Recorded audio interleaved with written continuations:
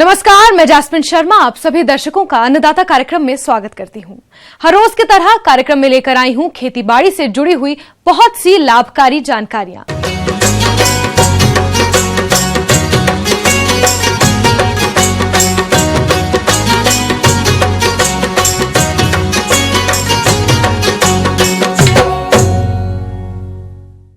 हमारे प्रदेश के जो किसान भाई पेठा की खेती करना चाहते हैं, उनके लिए इसकी बुआई का ये उचित समय चल रहा है। तो किसान भाइयों, आप इसकी भरपूर पैदावार देने वाली प्रजातियों का चयन करके खाद और उर्वरकों का संतुलित मात्रा में उपयोग करते हुए उन्नत तकनीक से बुआई किस तरह से करें, इस बारे में उचित सलाह दे रहे हैं सांची बौद्ध भारतीय ज्ञान अध्ययन विश्वविद्यालय के सहायक निदेशक कृपाल सिंह वर्मा। किसान भाइयों, आपने सुना होगा जब पेठा की याद आती है तो जो आगरा का पेठा जहन में आ जाता है। तो पेठा किस चीज़ से बनता है? पेठा जो है एक प्रकार का कद्दू होता है, भूरा कद्दू जिसे बोलते हैं, उससे ये पेठा का निर्माण होता है। और जो पेठा होता है वो बहुत ही रसीला होता है और सबके मन को भाता है। तो इसकी खेती किस प्रकार की जाए, क्या किसान भाई इसकी खेती करके अधिक लाभ कमा सकते हैं, क्या समृद्ध बन सकते हैं, इसके बारे में आज हम विस्तार से चर्चा कर रहे हैं। किसान भाइयों, इसमें जो किस्मों की बात करते हैं तो इसमें भारतीय कृषि अनुसंधान संस्थान नई दिल्ली से कई किस्में विकसित हुई है, जैसे पूसा उज्ज्वला। इसी प्रकार सब्जी विज्ञान अनुसंधान बनारस से उत्पन्न हुई है, विकसित हुई है जो किस्में, वो है काशी धवल, काशी उज्ज्वल। इसी प्रकार इसकी कुछ और किस्में हैं, CO1, CO4। ये किस्में अधिक उत्पादन देती है तथा ये किस्में जो हैं पेठा बनाने के लिए भी उपयुक्त पाई जाती है। किसान भाइयों, अभी आपने पेठा का अधिक उत्पादन देने वाली उन्नतशील प्रजातियों के बारे में जानकारी हासिल की। अब आइए जानते हैं भूमि के चुनाव और तैयारी तथा खाद उर्वरक प्रबंधन के बारे में। तो इस जो पेठा है इसकी खेती करना है किसान भाइयों को, यदि समृद्ध बनना है तो इसकी खेत का जो चयन है, इसके लिए जैसे विदित है कि इसके लिए हल्की भूमि की आवश्यकता पड़ती है। हल्की भूमि मतलब जिसमें रेत की मात्रा अधिक हो और कार्बनिक पदार्थ की मात्रा भी उसमें अधिक हो। इस प्रकार की जो मिट्टी होती है इसकी खेती के लिए सर्वोत्तम होती है तथा उसमें किसी प्रकार का जल भराव नहीं होना चाहिए। इस प्रकार की जो मिट्टी होती है वो पेठा कद्दू के लिए सर्वोत्तम होती है। इसकी खेत की तैयारी के लिए हमें ये करना पड़ता है कि खेत की 2 बार विपरीत दिशा में गहरी जुताई करनी पड़ती है। उसके बाद खेत को जो है समतल करने के उपरांत उसमें क्यारियों का निर्माण करना पड़ता है। इसी प्रकार यदि इसमें खाद और उर्वरक की बात की जाए तो इसमें जो गोबर की खाद है वो लगभग हमें लगती है 200 से 250 क्विंटल, और इसके बाद में इसको खेत की तैयारी के समय ही उपयोग कर लेना चाहिए। इसी प्रकार यदि इसमें नाइट्रोजन, फास्फोरस और उर्वरक, तो इसमें 100, 60 और 60 किलो इसमें नाइट्रोजन, फास्फोरस और पोटास जो है प्रति हेक्टेयर क्रमशः हमें देना चाहिए। इससे इसका अधिक उत्पादन होता है। पेठा की फसल से अधिक उत्पादन प्राप्त करने के लिए बीज की उचित मात्रा तथा बीजोपचार करते हुए वैज्ञानिक तकनीक से बुवाई कैसे करना है, आइए जान लेते हैं। इसमें जो बीज की मात्रा है किसान भाइयों, ध्यान रखना पड़ता है। तो इसमें 4 से 5 किलो लगभग बीज की हमें आवश्यकता होती है।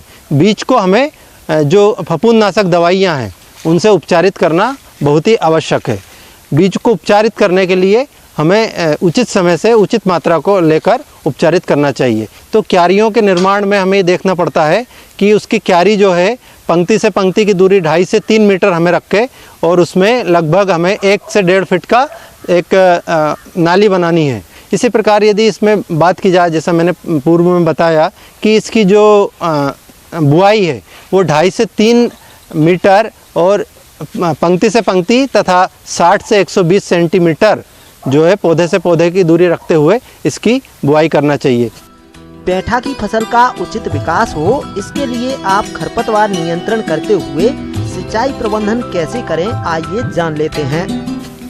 इसी प्रकार यदि इसमें सिंचाई की बात की जाए तो जैसा विदित है कि हमें सिंचाई की इसमें ज़रूरत होती है। किसी भी क्रांतिक अवस्था में पौधे की पानी की कमी नहीं होना चाहिए, उससे उसकी गुणवत्ता तथा उत्पादन पर विपरीत प्रभाव पड़ता है। इसी प्रकार खरपतवार नियंत्रण की यदि हम देखें तो खरपतवार नियंत्रण के लिए हमें खेत में 2 से 3 बार हाथ से गहरी गुड़ाई करना चाहिए। खेत को खरपतवार रहित रखना चाहिए। इससे क्या होता है कि पौधे की उचित बढ़वार होती है तथा अधिक उत्पादन प्राप्त होता है। इस प्रकार पेठा की खेती कर किसान अधिक समृद्ध बन सकते हैं, अधिक लाभ कमा सकते हैं। चलिए अब रुख करते हैं अगली कड़ी की ओर।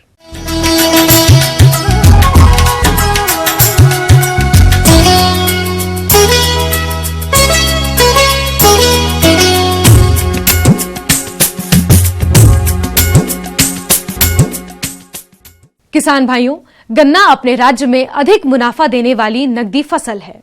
इसी वजह से हमारे बहुत से किसान भाई इसकी खेती काफी बड़े पैमाने पर करते हैं। और जो किसान भाई इस समय बसंतकालीन गन्ने की खेती करना चाहते हैं, तो वो इसकी भरपूर उपज देने वाली प्रजातियों का चयन करके किस तरह से करें उन्नत तकनीक से बुआई, इस बारे में विस्तार से जानकारी दे रहे हैं विषय विशेषज्ञ डॉक्टर SP सिंह।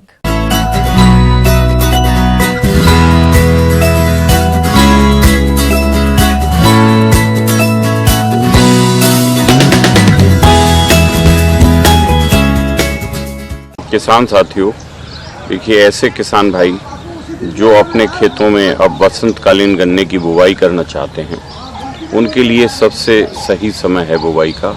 इसके लिए 20 से 30 डिग्री सेल्सियस तापक्रम की आवश्यकता होती है। इस आधार पर बसंतकालीन गन्ना रोप का समय फरवरी के दूसरे सप्ताह से अंत मार्च तक का होता है। दोमट मिट्टी, ऊंची या मध्यम जमीन जहां जल निकास की अच्छी व्यवस्था हो, अधिक उपयुक्त है। गन्ना की बसंतकालीन रोप करने के लिए यदि खेत में नमी की कमी हो तो एक हल्की सिंचाई करने के बाद खेत की तैयारी शुरू करना चाहिए। देखिए किसान साथियों, सबसे पहले गन्ने की फसल की यदि बात करते हैं तो एक ऐसी फसल है जिससे किसान भाई अपनी पैदावार को दुगना कर सकते हैं, 3 गुना कर सकते हैं और 4 गुना भी कर सकते हैं। कुछ बातों का ध्यान रखने पर पैदावार ली जा सकती है। जैसे जहाँ तक प्रजातियों का सवाल है, प्रजातियाँ हमारे शोध केंद्रों पर वैज्ञानिकों ने अब ऐसी प्रजातियाँ निकाली हैं जिनकी उत्पादन क्षमता बहुत ज़्यादा है। किसान साथियों, अगैती प्रजातियों की यदि हम बात करें तो G0238 है और कोसा 0239 है। इसी तरह से जो है एक प्रजाति है 0118 है, 0160 है, 0167 है और 5011 है।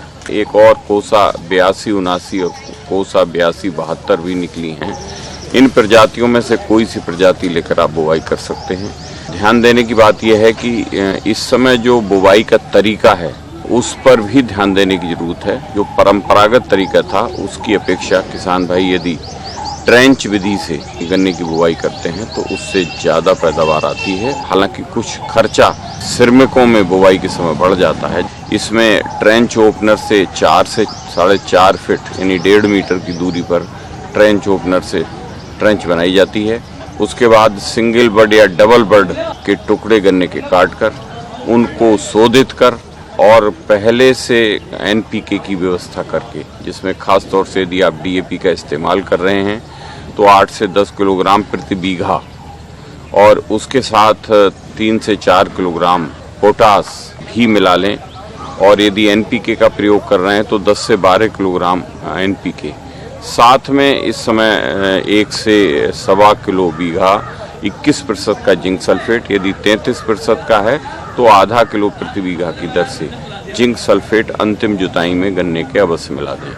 गन्ने की फसल में बुवाई करते समय जमाव होने तक 45 से 50 और 60 दिन तक की अवधि के लिए जो जड़ की सूढ़ी होती है या अन्य जो भूमि में पाए जाने वाले कीड़े होते हैं, गिडार होती है, उसको नियंत्रित करने का उपाय भी पहले से ही सोचना होता है। यदि दीमक लगती है आपके क्षेत्र में तो आपको 50 किलोग्राम गोबर की खाद प्रति एकड़ बुवाई से 4-5 दिन पहले बवेरिया वैश्याना की 1 किलोग्राम मात्रा को उसमें मिलाकर रख दें और अंतिम जुताई पर उसमें खेत में मिला दें। उससे दीमक का नियंत्रण होगा। और यदि फफूंदी लगती है, कोई फफूंदी लगती है तो उसके लिए 24 घंटे अंतराल पर बवेरिया वैश्याना के उसी प्रकार से ट्राइकोडर्मा 50 किलोग्राम सड़ी हुई गोबर की खाद में 3-4 दिन रखने के बाद अंतिम जुताई पर इसको मिला दें। दोनों के मिलाने में अंतराल 24 घंटे का रहना चाहिए। इसके अलावा यदि रासायनिक उपचार यदि आप करना चाहते हैं तो उसके लिए कार्बोफ्यूरान 7 से 8 किलोग्राम प्रति एकड़ पहले ट्रेंच ओपन करके खाद की मात्रा डाली जाती है, फिर गन्ने का सेट डाला जाता है और उसके ऊपर से ये जो कीटनाशी है कार्बोफ्यूरान उसकी मात्रा डाली जाती है। उसके बाद किसान भाई फावड़े की सहायता से किनारे से दोनों तरफ से मिट्टी लेकर 4 से 5 इंच मिट्टी खून में लुढ़का दें एक किस्म से और पैरों से बीच के हिस्से को ट्रेंच को दबा दें। तो उससे जो आपने रसायन डाला है उसकी गैस बनेगी, और जो ज़मीन में पाए जाने वाले कीड़े हैं, गन्ने के बीज के साथ आए हुए कीड़े और बीमारियां हैं, साथ ही साथ 60 दिन तक जो लगने वाले कीड़े हैं उनसे आपकी फसल मुक्त रहेगी और अच्छा जमाव होगा। साथ ही साथ ये भी देख लें कि यदि खुश्की है, नमी कम है, तो आपको पहले पलेवा करके ही बसंतकालीन गन्ना की बुवाई करें, और सही नमी होनी चाहिए। उससे रासायनिक जो उपचार आपने किया है कीड़ों का वो भी प्रभावी होगा, और साथ ही साथ जमाव भी ठीक होगा। और जब नमी कम होती है तो 1 हफ्ते के अंदर ट्रेंच में पानी छोड़ना पड़ता है। इस समय थोड़ा मौसम इस तरह का रहता है कि रात को थोड़ी ठंड रहती है, जब पानी जाता है तो सेट में थोड़ा सा जमाव प्रभावित होता है और वो थोड़ा विलम्ब से होता है। इसलिए अच्छा है कि किसान भाई समुचित नमी में ही गन्ने की बुआई करें। यहाँ ध्यान देने की बात यह है कि अब इस फसल में आप 2 ट्रेंचों के बीच में अंतर फसली खेती भी किसान भाई कर सकते हैं, और इसके लिए बहुत सारे क्षेत्र ऐसे हैं जहाँ पहले मूंगफली हुआ करती थी, अब खत्म हो गई है। उसके लिए जायद की जो प्रजातियाँ हैं मूंगफली की, 2 ट्रेंच के बीच में 2 लाइन मूंगफली की TG26 है या T24 है, इन प्रजातियों की बुवाई लाइन में कर सकते हैं, और ये 90 दिन में हार्वेस्ट हो जाती हैं, और इनसे कम 35 से 40 कुंटल प्रति हेक्टेयर कच्ची हरी मूंगफली दानेदार प्राप्त होती है, जिसको होले के रूप में व्यापारियों को बेचकर अच्छा मुनाफा कमा सकते हैं। साथ ही साथ उर्द और मूंग की खेती भी किसान भाई इस समय अंतर फसली के रूप में ले सकते हैं। उर्द की पंथ उर्द 31 प्रजाति से उचित है, और मूंग की पंथ मूंग 5 ये प्रजाति जो है बसंतकालीन गन्ने के साथ अंतर फसली के रूप में उगाई जाती है। इस समय किसान भाई चाहें तो यदि खेत आपका अच्छा है, मिट्टी अच्छी है, उर्वरक शक्ति ठीक है, और अलग से आपने गोबर की या कोई भी बायो फर्टिलाइजर डाला है, तो मक्का की खेती भी इस समय बसंतकालीन मक्के की खेती करके भुट्टे को बेच के अच्छा मुनाफा कमा सकते हैं। इसके लिए हाइब्रिड प्रजातियाँ बहुत सारी हैं, तो इस तरह से गन्ने की बुवाई करके आप अच्छा मुनाफा कमा सकते हैं और बढ़िया जमाव लेकर अच्छी पैदावार ले सकते हैं। बढ़ते हैं अगली प्रस्तुति की ओर।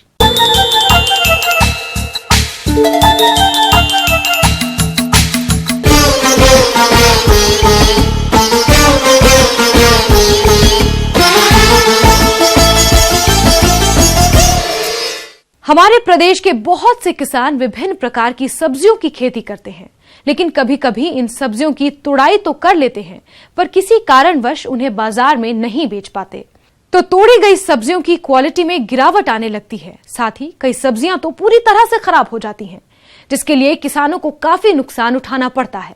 इसी समस्या को देखते हुए हमारे कृषि वैज्ञानिकों ने जीरो एनर्जी कोल्ड स्टोरेज की खोज की है, जिसमें किसान कुछ दिनों तक इन सब्जियों को आसानी से सुरक्षित रख सकते हैं। तो आप किस तरह से बनाएं जीरो एनर्जी कोल्ड स्टोरेज और ये कैसे काम करता है, इस बारे में जानकारी दे रहे हैं एक विषय विशेषज्ञ सन्नी कुमार।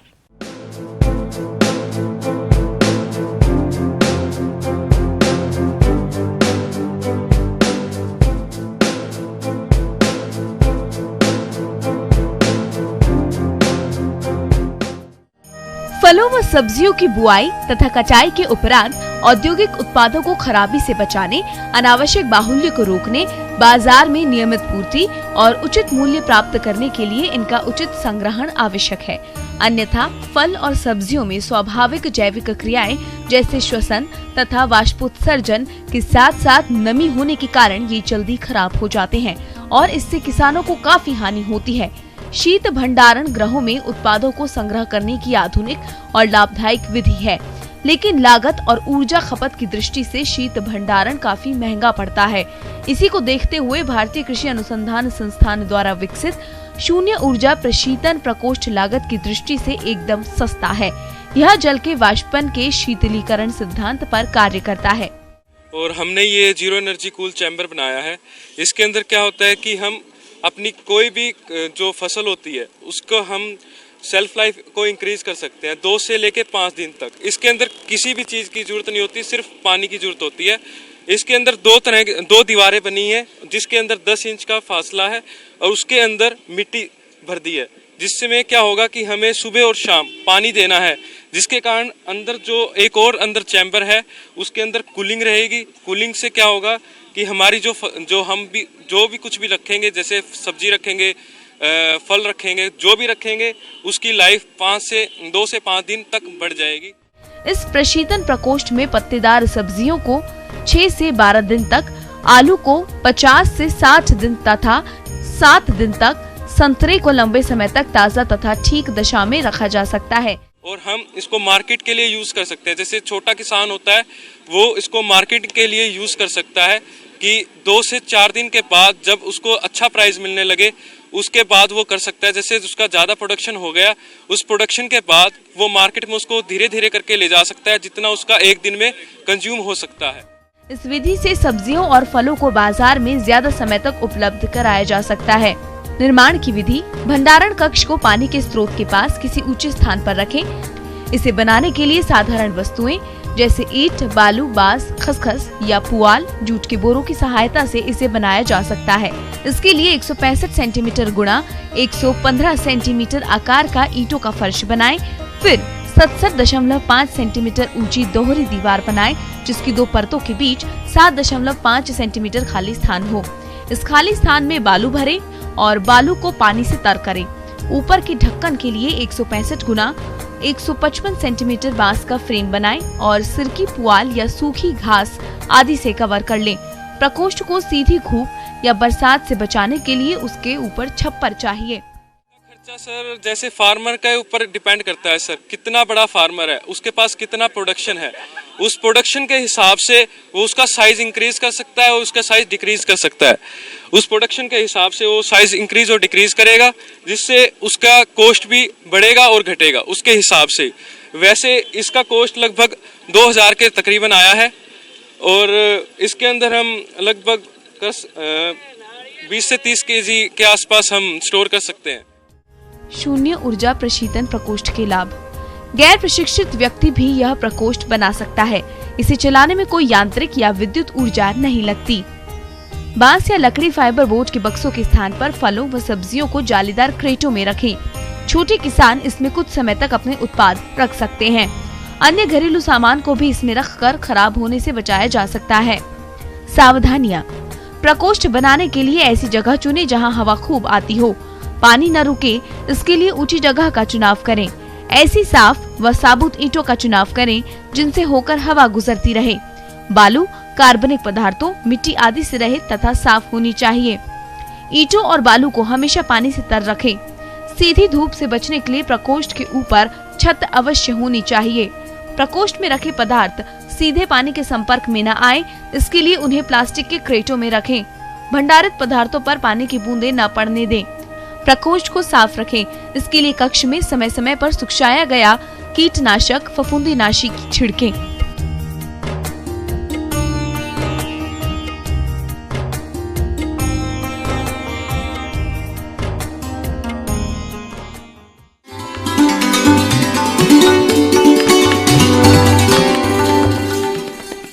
जॉन डियर अन्नदाता हेल्पलाइन निशुल्क फोन संपर्क सेवा के माध्यम से आपके द्वारा पूछे गए प्रश्नों में से 1 या 2 महत्वपूर्ण प्रश्नों को हम अपने कार्यक्रम में शामिल करते हैं और इसी के तहत आज का चयनित प्रश्न और उसका जवाब इस प्रकार से है।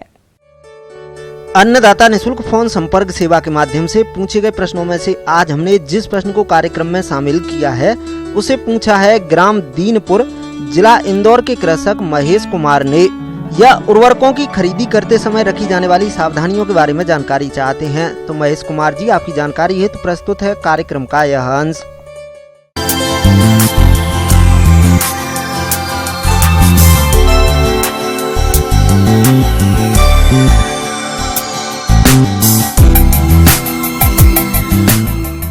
हम जब भी कोई भी चीज खरीदारी करते हैं, अज्ञानतावश या जानबूझकर हम उसकी रसीद नहीं लेते हैं। मेरा सभी उपभोक्ताओं से अनुरोध रहेगा कि आप किसी चीज की खरीदारी से पहले इस चीज की जानकारी अवश्य करें कि जो हम खरीद रहे हैं वो वही चीज हम प्राप्त कर रहे हैं और उसके साथ उसकी रसीद अवश्य प्राप्त करें। इससे 2 तरह के जो है फायदे होते हैं कि यदि कभी कोई चीज गलत हमें प्राप्त हो जाती है तो उसका हम कहीं भी किसी भी फोरम पे जाके क्लेम कर सकते हैं। दूसरा, इससे सरकार को जो राजस्व का नुकसान होता है वो भी सरकार को राजस्व प्राप्त होगा। किसान भाइयों, आप उपभोक्ता फोरम में किसी प्रकार की ठगी की शिकायत कर सकते हैं, फिर चाहे वो कृषि आदानों खरीद की बात हो या फिर योजनाओं द्वारा ठगी की बात हो। उपभोक्ता फोरम में शिकायत करने के बाद साक्ष्यों को पेश करें और अपना हक, अपना अधिकार आसानी से प्राप्त कर सकते हैं। इस उपभोक्ता संरक्षण के उसमें किसान भाइयों के लिए सरकार द्वारा जो फर्टिलाइजर जो हमारा किसान प्रयोग कर रहा है, पहले हमारा किसान जाता था किसी भी सेंटर्स पर, चाहे वो पीसीएफ का हो या हमारे जो दुकानदार हैं, जो रजिस्टर्ड जिनके लाइसेंस प्राप्त दुकानदार हैं, उनके यहाँ से वो खरीदता था तो उनको रसीद प्राप्त नहीं होती थी, या जो होती थी उसकी कोई उचित वो नहीं रहती कि सही रसीद है कि नहीं है।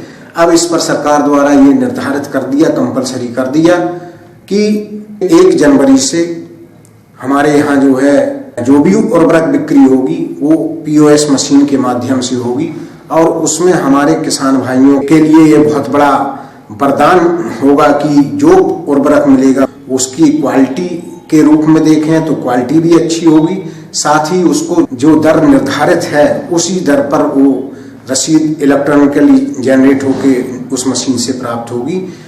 मेरा अनुरोध अपने किसान भाइयों से है कि आप जब भी उर्वरक खरीदने जाएं तो आप अपने साथ आधार कार्ड जरूर ले जाएं, क्योंकि बिना आधार कार्ड के उस मशीन से आपको रसीद प्राप्त नहीं होगी। आपको जितना उर्वरक खरीदना होगा आपको उतना उर्वरक मिलेगा, और आप अपना आधार नंबर फीड कराएंगे और अंगूठा लगाएंगे, आपको जो है वो जो रसीद मिलेगी। सरकार आपके संरक्षण के लिए ही, क्योंकि जितना हमारा फर्टिलाइजर का उत्पादन, उर्वरक का उत्पादन देश में हो रहा है, उस पर जो सरकार अनुदान देती है वो उत्पादन के अनुसार पूरा उत्पादन हमारे किसान भाइयों के पास नहीं पहुंच पाता है। अब जो उत्पादन हुआ और जो बिक्री हमारे इन मशीन के आधार बेस पर होगी, उतनी ही अनुदान सरकार संबंधित कंपनी को देगी। हमारे किसान भाई ये जान रहे हैं कि जो जैसे गैस की सब्सिडी पहले दी जा रही थी वो उसका अनुदान सीधा कंपनियों को चला जाता था। अब जब गैस को आधार से लिंक कर दिया गया और केवल एक कनेक्शन एक आधार पर हुआ, तो आज वही चीज जो हम पहले लाइन से लेते थे आज आसानी से मुहैया हो जा रही है।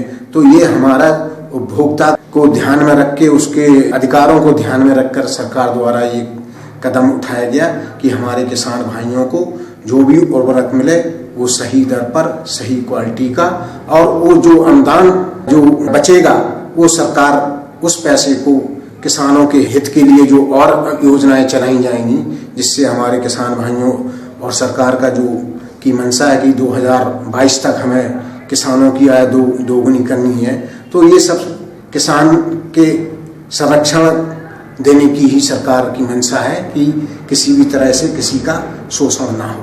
अब आइए देखते हैं कल दिखाए जाने वाले कार्यक्रम की कुछ मुख्य झलकियां। आम के बाग में लगने वाले कीट और रोगों का नियंत्रण, दुधारू पशुओं में थनैला रोग से होता है भारी नुकसान। हम ये उम्मीद करते हैं कि आज का कार्यक्रम आप सभी दर्शकों के लिए उपयोगी रहा होगा। किसान भाइयों, अन्नदाता आपकी सेवा के लिए संकल्परत है। कृषि संबंधित समस्या एवं सुझावों के लिए आप हमें इस पते पर संपर्क कर सकते हैं। प्रोड्यूसर अन्नदाता, ETV Madhya Pradesh Chhattisgarh, Ramoji film city Hyderabad 501512। साथ ही आप हमें ईमेल भी कर सकते हैं। हमारा ईमेल है p18annadaata@nw18.com।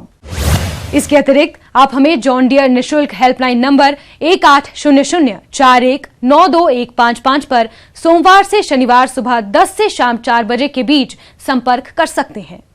अब समय हो रहा है आपसे विदा लेने का, तो हमारी अन्नदाता टीम को दीजिए इजाजत। कल फिर इसी समय आपसे मुलाकात होगी कृषि संबंधित कुछ और महत्वपूर्ण जानकारियों के साथ। नमस्कार।